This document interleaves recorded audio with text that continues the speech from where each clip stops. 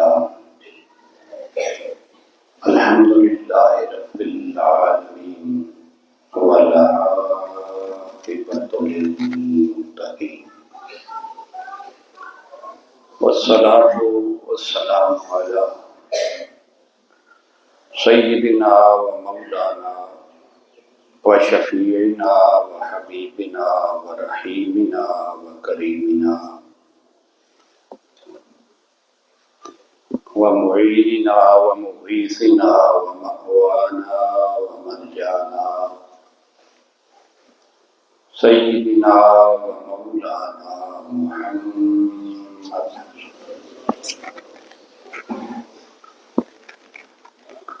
وعلى آله الطيبين الطاهرين وأصحابه الهادين المهديين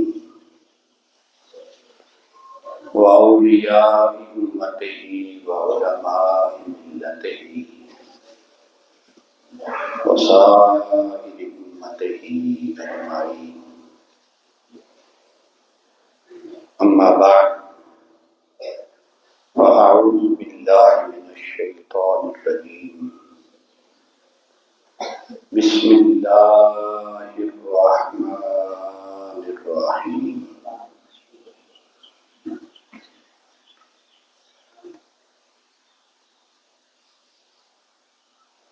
يوفون بالنذر ويخافون يوما كان شره مستطيرا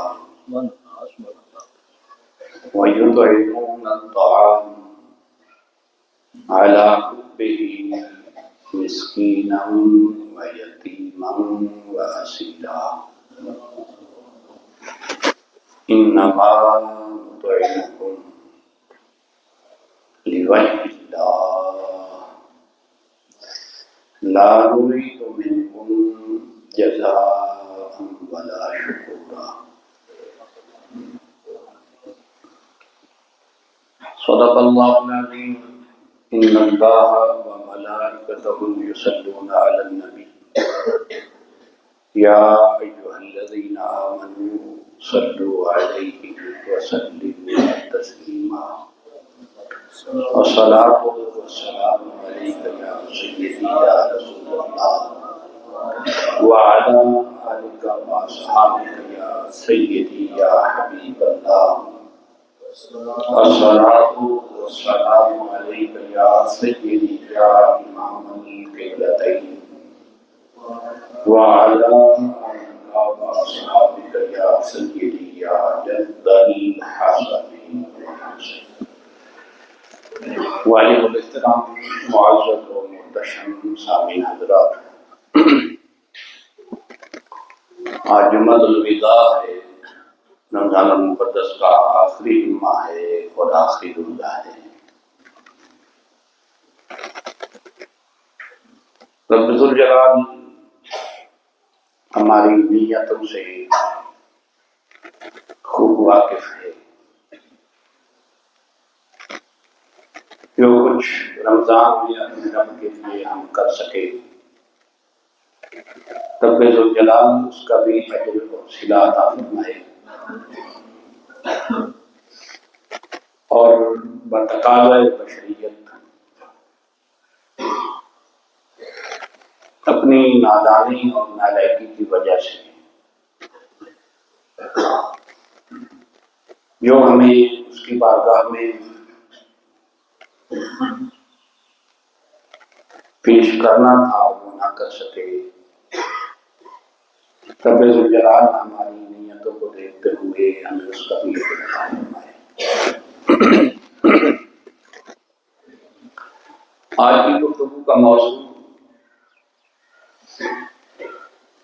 خصائص تاجدار حل عطا ہے۔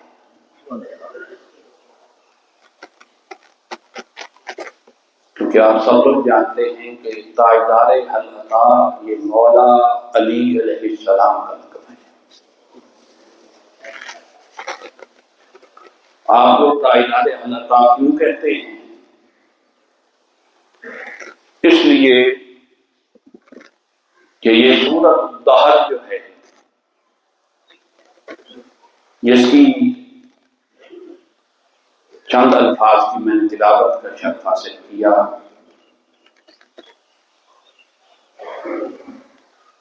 یہ مولا علی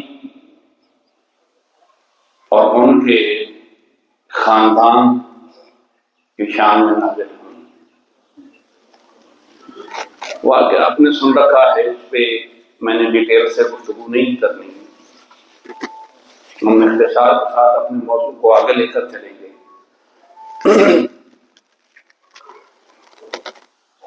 چونکہ ان آیات کا تعلق سورۃ الدہر سے تھا اور یہ آیات مولا علی، آپ کے شہزادوں اور آپ کی اہلیہ محترمہ سیدہ کونین کی شان میں نازل ہوئی، تو جس سورہ مبارکہ میں یہ آیات نازل ہوئی اس سورہ مبارکہ کا آغاز العطا سے ہوتا ہے۔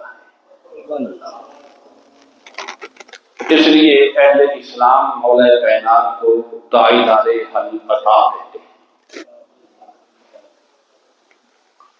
رب الجلال کا ارشاد فرماتا ہے یوفون بالنذر ویخافون یوما کان شرہ مستطیرا۔ اللہ کے کچھ ایسے بندے ہیں جو اپنی نظریں پوری کرتے ہیں، یا نظر مانتے ہیں، جو نظر مانتے ہیں اس کو پورا کرتے ہیں، اور اس دن سے ڈرتے ہیں جس دن شر پھیل جائے گا۔ نظر کیسی تھی؟ آپ نے بارہا یہ واقعہ دیگر علماء سے بھی سنا ہوگا، میں نے بھی عرض کیا کئی بار۔ ایک دفعہ حضرات حسنین کریمین سیدنا امام حسن مجتبی اور امام حسین مصطفیٰ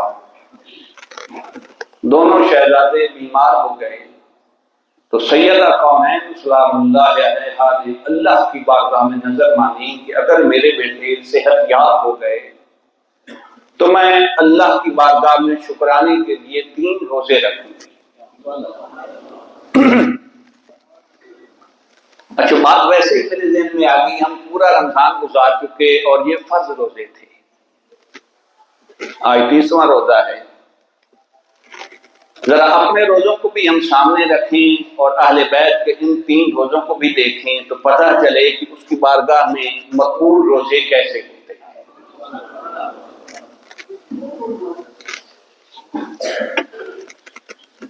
جب دونوں شہزادے صحتیاب ہو گئے تو گھر میں روزے رکھنے شروع کیے۔ اب پہلے دن گھر میں کچھ نہیں تھا، خالی پانی سے مولا علی نے بھی سحری کی، سیدہ کونین نے بھی سحری کی، اور حضرات حسنین کریمین نے بھی خالی پانی سے سحری کی۔ کھانے کے لیے گھر میں کچھ نہیں تھا۔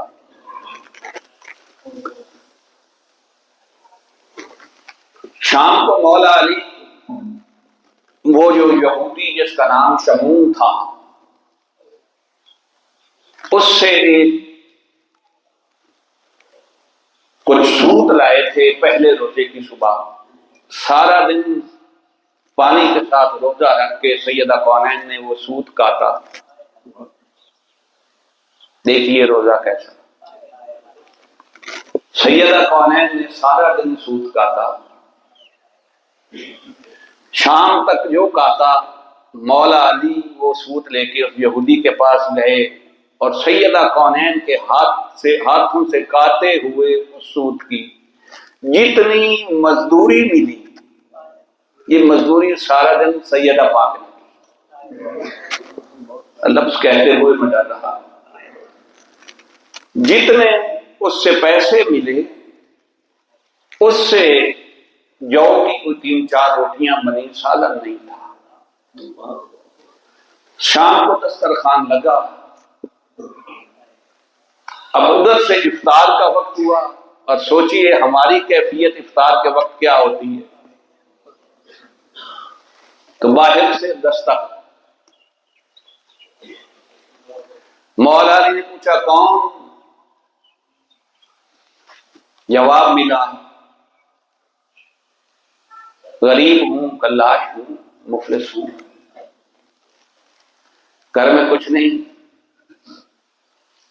تو دروازے پوچھتا پوچھتا کھٹکھٹاتا کھٹکھٹاتا کسی نے کہا کہ اگر اور کہیں سے کچھ نہ ملا تو علی تجھے خالی نہیں لوٹائیں گے۔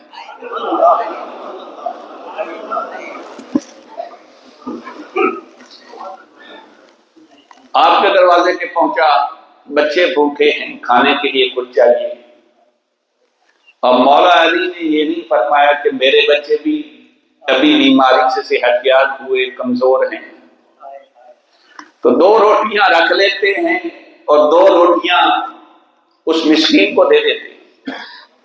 نہیں، فرمایا بیٹا نہیں، اس نے اللہ کے نام پہ مانگا ہے، اور کیا کہے گا کہ علی نے 2 روٹیاں دی تو رکھ نہیں کر دی، دسترخوان پر جتنی روٹیاں تھیں اٹھا کے دے دی۔ پھر پانی سے ان 4 ہستیوں نے روزہ افطار کیا۔ صبح سحری کے لیے تو پھر کچھ نہیں تھا، پھر پانی سے سحری کی، پھر سارا دن سیدہ کائنات نے اصول کاٹا، جتنی اس کی مزدوری بنی، پھر رات شام کو وہی روٹیاں تیار ہوئی، ابھی دسترخوان لگا ہے، سوکھی روٹیاں پڑی ہیں، سالن نہیں ہے۔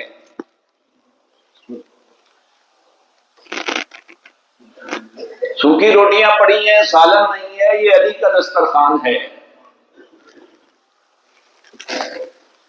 پھر افطار کا وقت ہوتا ہے تو دستک آتی ہے، کون؟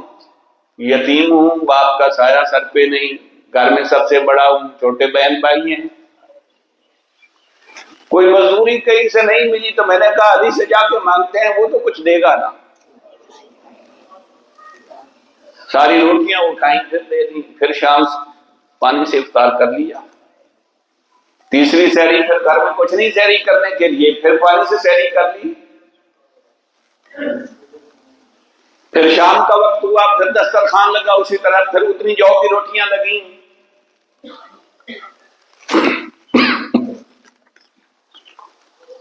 ابھی افطار کا وقت ہوا چاہتا تھا کہ پھر دستک آ گئی تیسرے دن، کون؟ میں قیدی ہوں، جیل سے ابھی رہائی ہوئی ہے، تو ایک عرصہ جیل میں بند رہا، پتہ نہیں گھر میں کیسا گزر بسر ہوا۔ گھر جاتے وقت شرم آتی ہے کہ آج میں خالی ہاتھ جاؤں، اتنے دنوں بعد بچوں سے ملنے جا رہا ہوں، تو پریشان تھا۔ کسی نے کہا وہ علی کا گھر ہے، دستک دو، کچھ نہ کچھ مل جائے گا۔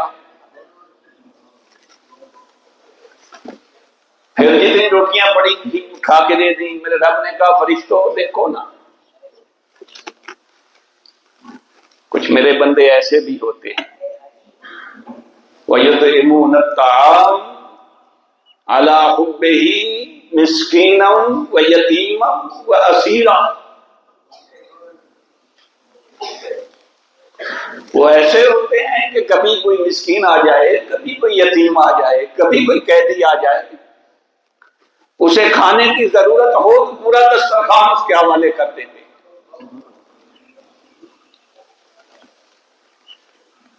اور پھر منگتے کی ایک عادت ہوتی ہے یارو، چاہے وہ خوشامد سے ہی کہے۔ آج کے اس گئے گزرے دور میں بھی آپ 100-200 کسی منگتے کو کہیں کچھ دیں تو کہے گا اللہ تیرا بھلا کرے، اللہ تیرے رزق میں برکت دے، اللہ تیرے بچوں کو صحت دے، ان کی عمر دراز کرے۔ اچھا قرآن دیکھیے کیسا منظر پیش کر رہا ہے۔ قرآن کہتا ہے انما نطعمکم لوجہ اللہ لا نرید منکم جزاء ولا شکورا۔ اللہ اکبر۔ جب علی اور اس کے بیٹے سائل کو عطا کرنے لگتے ہیں، خیرات اسے ملتی ہے، وہ لب کھولنے لگتا ہے، کہتا ہے نہیں تمہاری تعریف نہیں چاہیے۔ بھئی منگتے کی عادت ہے، تعریف کرتا ہے، دعا دیتا ہے، تمہاری دعا بھی نہیں چاہیے۔ کیوں منگتے کی دعا کیوں نہیں چاہیے؟ وہ جو کچھ کہنا چاہ رہا ہے اس کو کیوں نہیں کہنے دیا جا رہا؟ پر میں اس کو دیا ہی نہیں۔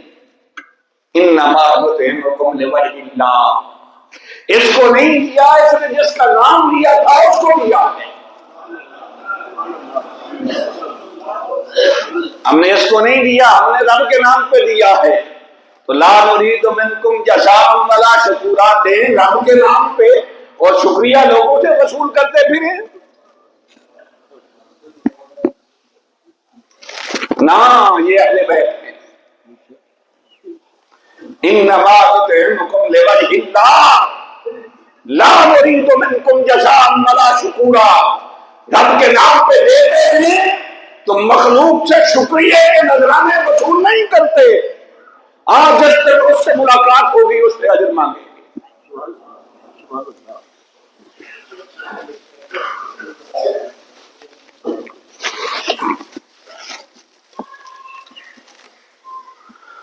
سرکار دو عالم نور مجسم صلی اللہ علیہ وسلم نے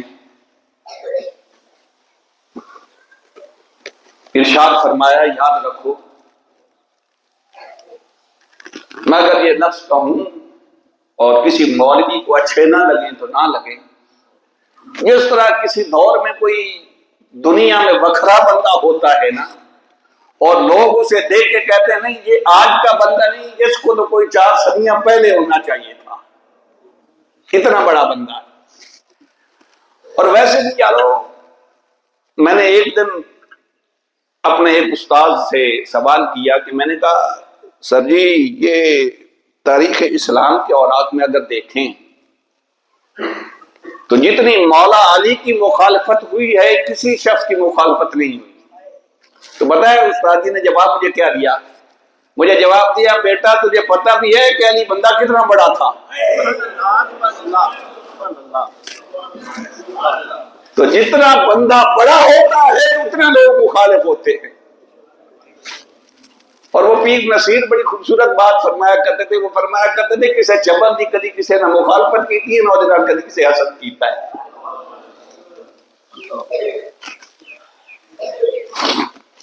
یہ ساری دنیا قرون اولا سے علی کی مخالف کیوں ہے؟ بھائی علی جیسا بندہ ہی کوئی نہیں تھا۔ تو میں عرض کر رہا تھا کہ وہ کہتے ہیں کہ اسے تو کسی پرانے دور میں ہونا چاہیے تھا، یہ آج کے دور کا بندہ نہیں۔ آج کے دور میں ایسے بندے ملتے کہاں ہیں؟ سنیے سرکار دو عالم صلی اللہ علیہ وسلم کا فرمان ذیشان۔ بیٹھ جائیں یار، مسجد میں جہاں جگہ ملے بیٹھ جایا کریں۔ آقا علیہ الصلوۃ والسلام نے ارشاد فرمایا من اراد ان ينظر الى آدم فی علمہ،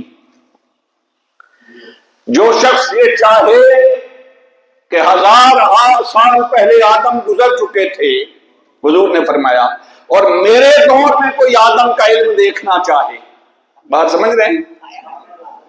میرے دور میں آدم کا کوئی علم دیکھنا چاہے، وَإِلَىٰ نُوحٍ فِي فَهْمِهِ، اور میرے دور میں کوئی نوح علیہ السلام کی فہم و فراست دیکھنا چاہے، وَإِلَىٰ إِبْرَاهِيمَ فِي خِلَّتِهِ، اور میرے دور میں کوئی ابراہیم علیہ السلام کی خلت دیکھنا چاہے کہ رب نے کتنا مقام عطا فرمایا تھا، وَإِلَىٰ يُوسُفَ فِي حُسْنِهِ، فرمایا یوسف علیہ السلام کو بظاہر پردہ فرمائے 1000 سال بیت گئے مگر آج بھی کوئی میرے دور میں حسن یوسف دیکھنا چاہیے، وَإِلَىٰ مُوسَىٰ فِي بَأْسِهِ، اور میرے دور میں کوئی موسیٰ کی قوت و طاقت دیکھنا چاہیے، تو یہ ساری صفات، آدم کا علم، نوح کی فہم و فراست، ابراہیم کی خلت، یوسف کا حسن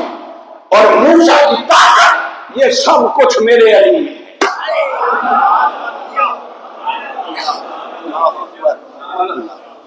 یہ سارا کچھ کوئی آج کے دور میں دیکھنا چاہے، مجھے کہنے دیجیے وہاں 4-5 انبیاء کی صفات میرے آقا نے بیان فرما کے کہا، علم دیکھو تو آدم میں، فہم و فراست دیکھو تو نوح میں، خلت دیکھو تو ابراہیم میں، حسن دیکھو تو یوسف میں، طاقت و قوت دیکھو تو موسیٰ میں، مگر یہ سب کچھ اکٹھا دیکھنا چاہو تو علی میں۔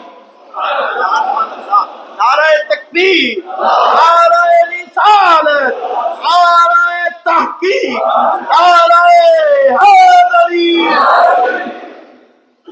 پھر انہی کے ساتھ ملتے جلتے الفاظ میرے آقا کے، فرمایا من اراد ان ينظر الى آدم فی علمہ وإلی نوح فی تقواہ وإلی ابراہیم فی علمہ وإلی موسیٰ فی حکمتہ وإلی عیسیٰ فی عبادتہ فلینظر الی ابن ابی طالب.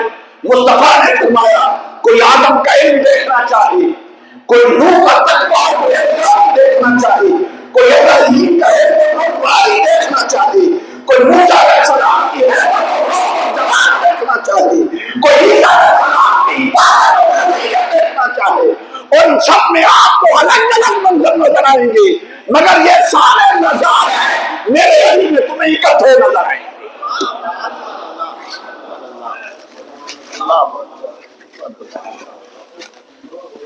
پھر میرے آقا نے ارشاد فرمایا اور یہ سارے نظارے کیوں؟ ایک ہستی میں یہ سارے نظارے کیوں؟ کہ ان کی نسبت ہی مصطفیٰ کے ساتھ ایسی ہے. علی کی نسبت ہی مصطفیٰ کے ساتھ ایسی ہے. قال رسول اللہ صلی اللہ علیہ وسلم، بخاری مسلم دونوں کی حدیث، لعلی، میرے آقا نے مولا علی کے لیے فرمایا انت منی بمنزلۃ ہارون من موسیٰ الا انہ لا نبی بعدی. میرے آقا علیہ السلام نے فرمایا کہ علی تمہیں مجھ سے وہی نسبت ہے جو ہارون کو موسیٰ سے تھی، جو ہارون کو، بس فقط فرق اتنا ہے کہ الا انہ لا نبی بعدی، میرے بعد نبی کوئی نہیں آ سکتا. مگر چونکہ ہارون علیہ السلام موسیٰ علیہ السلام کے بھائی تھے، ان کے خلیفہ تھے، تو فرمایا جس طرح ہارون اور موسیٰ میں کوئی فرق نہیں، اسی طرح علی تجھ میں اور مجھ میں کوئی فرق نہیں. بس فرق اتنا ہے کہ میں نبی ہوں، چونکہ میں خاتم الانبیاء ہوں، میرے بعد نبی کوئی نہیں آ سکتا، اس لیے علی تو نبی نہیں میں نبی ہوں بس.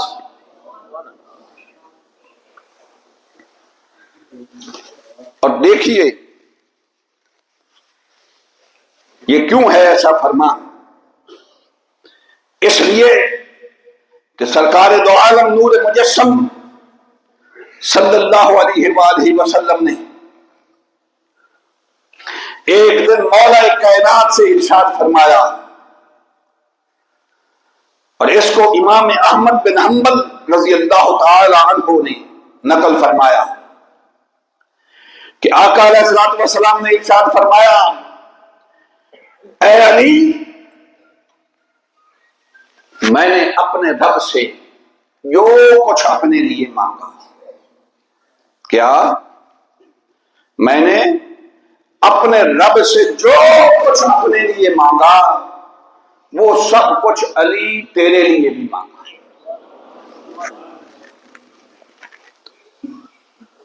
یا علی جو سألت اللہ لک ما سألت لنفسی،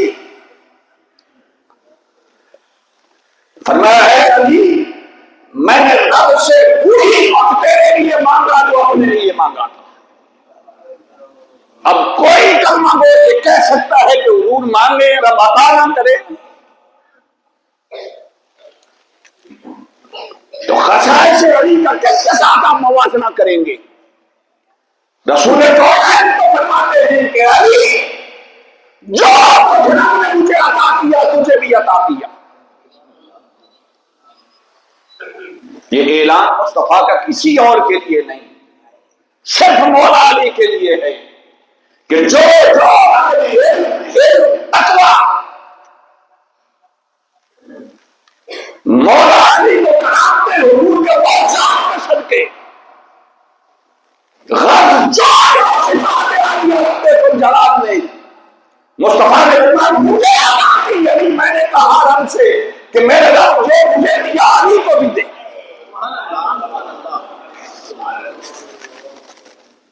اللہ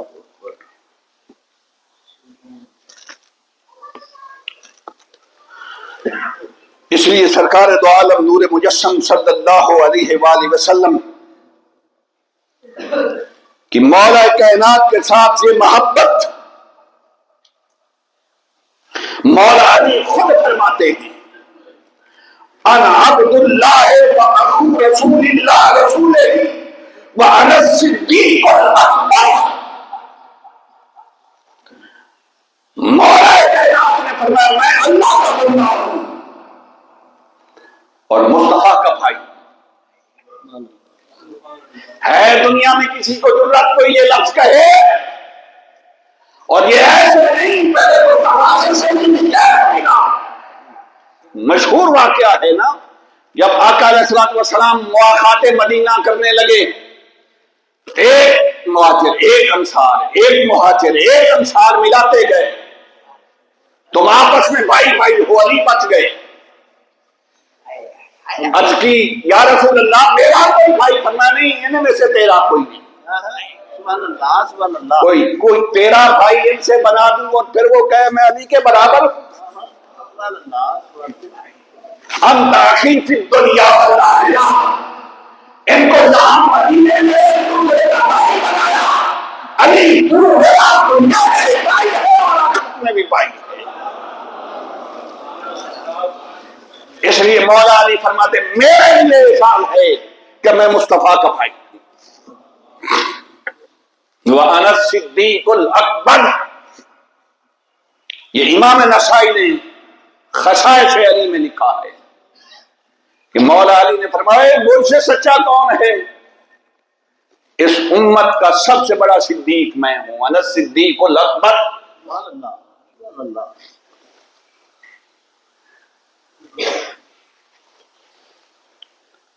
اب جب اتنی صفات مصطفیٰ نے مولا کائنات کو عطا کر دی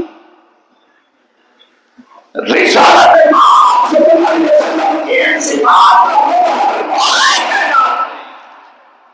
تو پھر بنتا ہے نا مصطفیٰ فرمائیں النظر الی وجہ علی عبادت.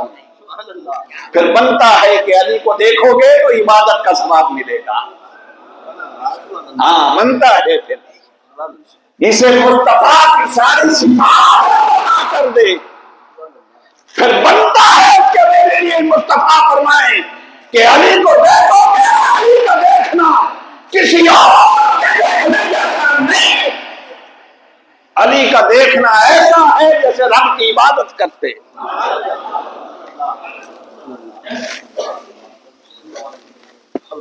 اور یہ کسی چھوٹے موٹے صحابی سے روایت نہیں, یہ سیدنا صدیق اکبر سے ہے. اچھا اگر ابو بکر صدیق فرمائے کہ میں علی کو عبادت کی نیت سے دیکھتا ہوں, نہیں 14ویں صدی کا وہ مولوی کہ نہیں اس میں یہ سکم ہے تو یہ ہے تو یہ ہے, تو اپنی عقل کا علاج کروائے.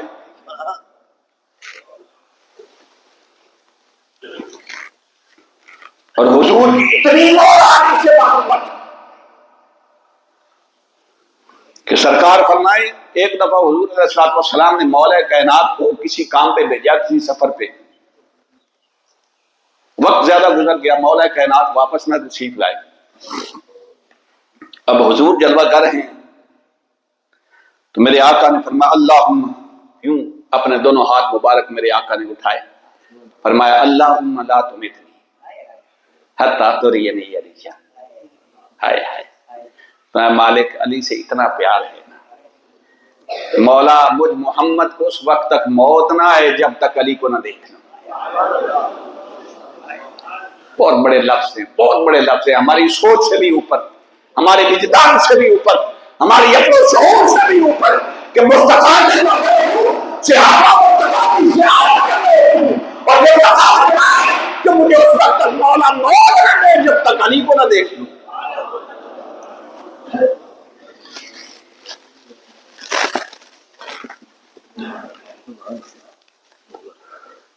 مولا علی خود فرماتے ہیں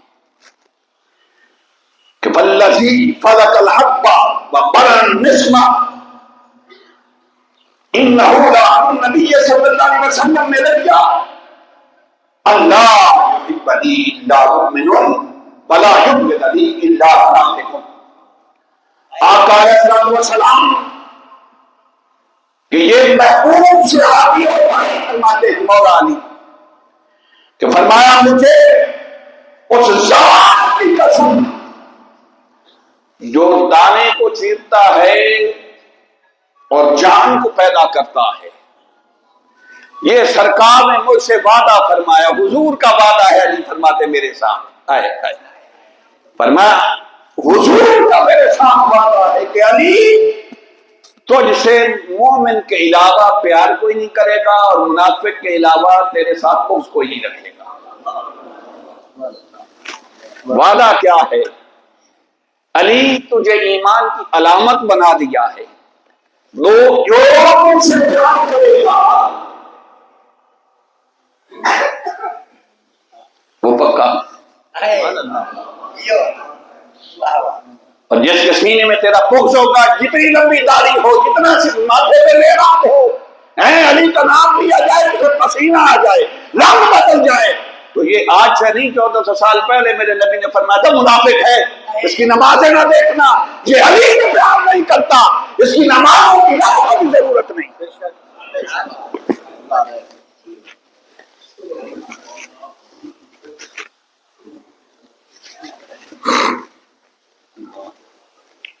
اور پھر سرکار نے مولا علی کو کیا کیا عطا کیا، کیا کیا بیان کیا جائے۔ یہ حدیث تو بڑی مشہور ہے، آپ نے سن رکھی ہے، مگر دو چار باتیں ضمن میں عرض کرنا چاہتا ہوں۔ میرے آقا نے ارشاد فرمایا انا مدینۃ العلم وعلی بابھا، حضور نے فرمایا کہ میں علم کا شہر ہوں اور علی اس شہر کا دروازہ ہے۔ اب حضور کے علم کا کوئی اندازہ لگا سکتا ہے کہ حضور کے پاس کتنا علم ہے؟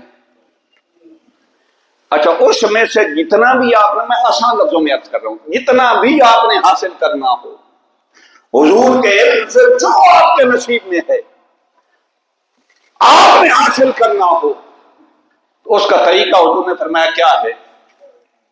کسی اور سے نہیں، علی کے پاس، کیونکہ میں علم کا شہر ہوں اور علی اس کا۔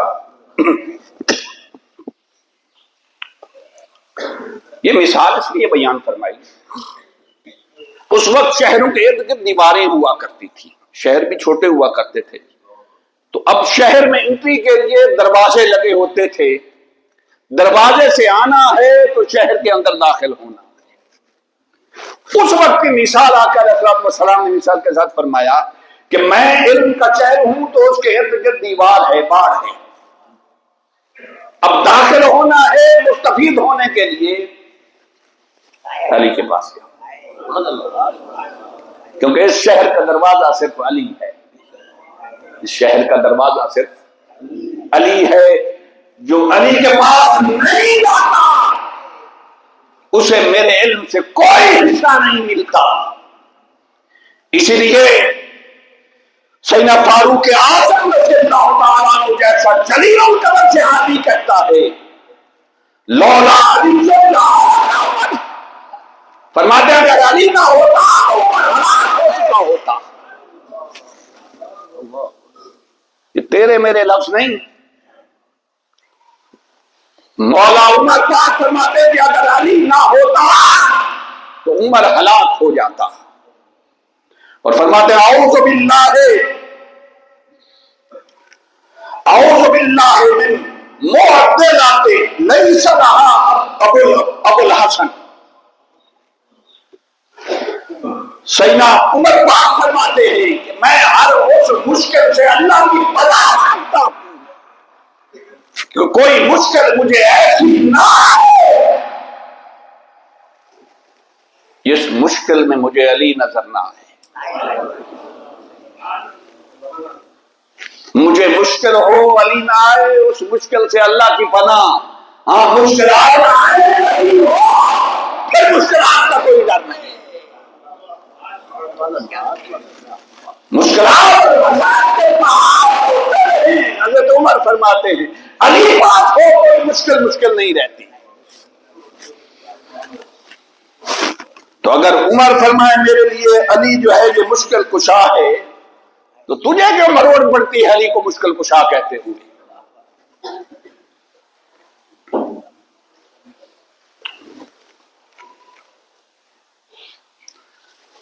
اور پھر مولا کائنات سیدنا علی بن ابی طالب کرم اللہ وجہہ الکریم، آپ آپ کے بارے میں حضرت عائشہ صدیقہ رضی اللہ تعالیٰ عنہ کا قول سن لیجئے. وہ فرماتی ہیں اما انہ اعلم الناس بالسنہ، فرماتی ہیں کہ جتنی میری عادت ہے اور جو میں جانتی ہوں، علی سے بڑھ کر قرآن کی سنت کو جاننے والا میں نے کوئی نہیں دیکھا. حضور کی سنت کا سب سے بڑا عالم علی ہے، یہ حضرت عائشہ فرماتی ہیں.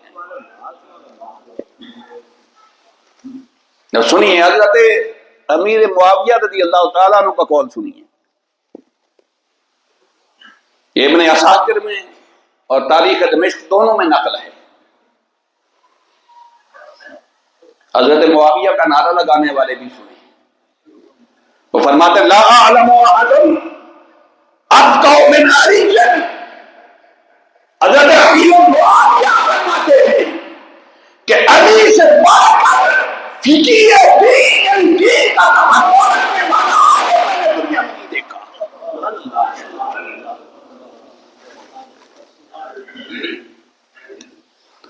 عبداللہ بن مسعود فرماتے ہیں اقضا اہل المدینہ فرماتے ہیں علی سے بڑا فیصلہ کرنے والا قاضی کوئی نہیں دیکھا. قاضی کہتے ہیں چیف جسٹس کو.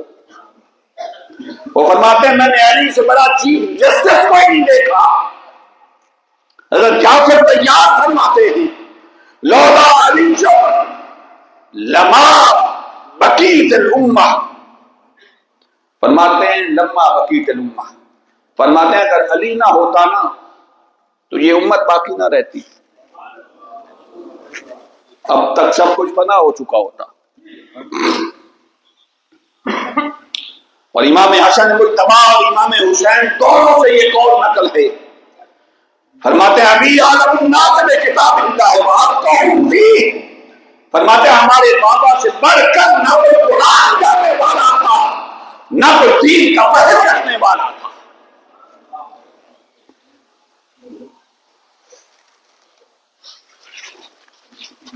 حضرت سعید بن مسیب رضی اللہ تعالیٰ عنہ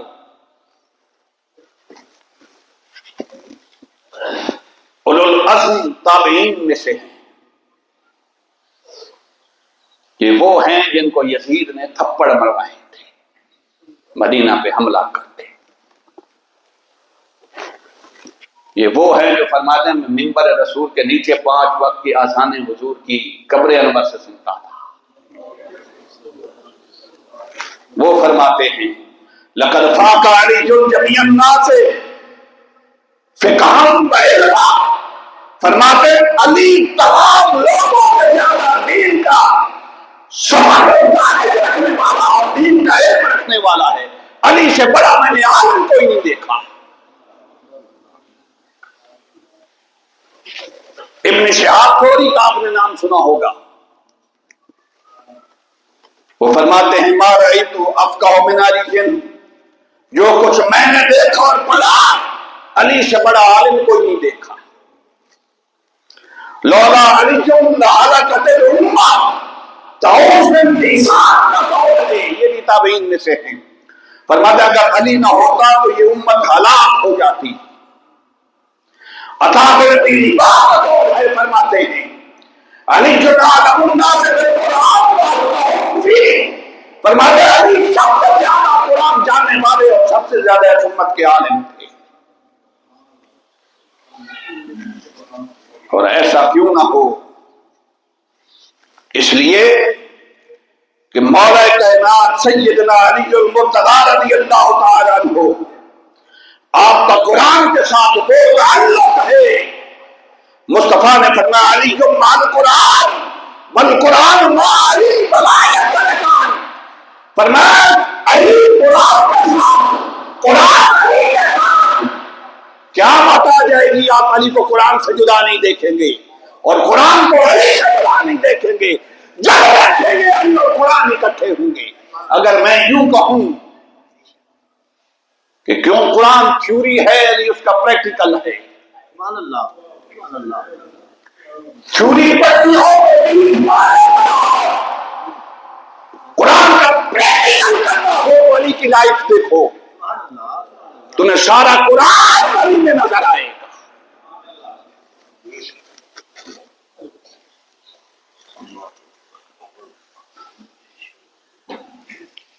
اور میں آخری ایک دو باتیں عرض کر کے گفتگو کلوز کرنے لگا ہوں.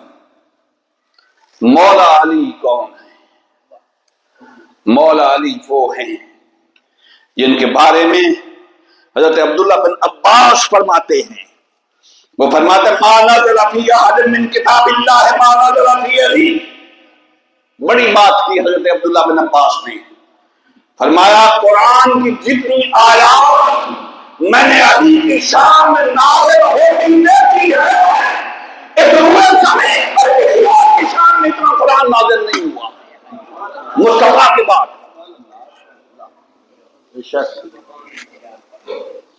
اور امام احمد بن حنبل رضی اللہ تعالیٰ عنہ ارشاد فرماتے ہیں ما جاء لأحد من اصحاب النبی من الفضائل ما جاء لعلی بن ابی طالب. فرماتے ہیں کہ حضور کے صحابہ میں سے کسی کی شان میں اتنا قرآن رب کا نازل نہیں ہوا جتنا قرآن مصطفیٰ کے رب نے علی کی شان میں نازل کر دیا. اور آخری بات میں بات ختم کرنے لگا ہوں. علی کیا ہے؟ علی وہ ہے کہ کائنات صحابہ جب دیکھو حق کی تلاش کدھر؟ حق کی تلاش میں.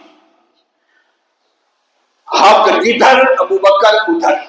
ہم مانتے ہیں حق جدھر ابو بکر ادھر. حق جدھر عمر ادھر. حق جدھر عثمان ادھر. حق جدھر ابو سر ادھر. حق جدھر بلال ادھر. حق جدھر سلمان ادھر. حق جدھر عمار ادھر. حق جدھر سارے صحابہ ادھر. مگر حق کدھر؟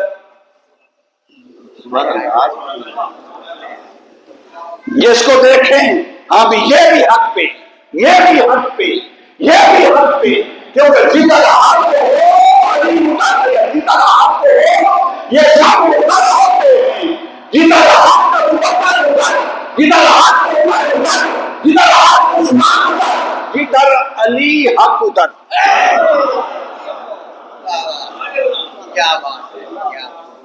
جدھر علی کیونکہ مصطفیٰ نے فرمایا الحق مع علی والعلی جو مع الحق. حق علی کے ساتھ علی. یہی بات ختم نہیں ہوئی. اگلی بات چسپانی ہے. فرمایا اللہم اجر الحق حیث ما. میرے آقا نے فرمایا اے اللہ حق جدھر سارے ادھر پر جدھر علی حق ادھر کر. کوئی نہیں آپ کو بات سمجھ آئی؟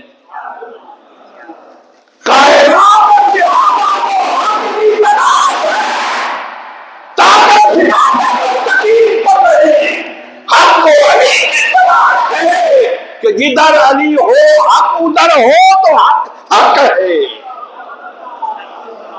جدھر علی ہو حق ادھر ہو تو حق حق ہے. اس لیے ساری کائنات کو حق کی تلاش. ساری کائنات حق کے پیچھے حق علی کے پیچھے.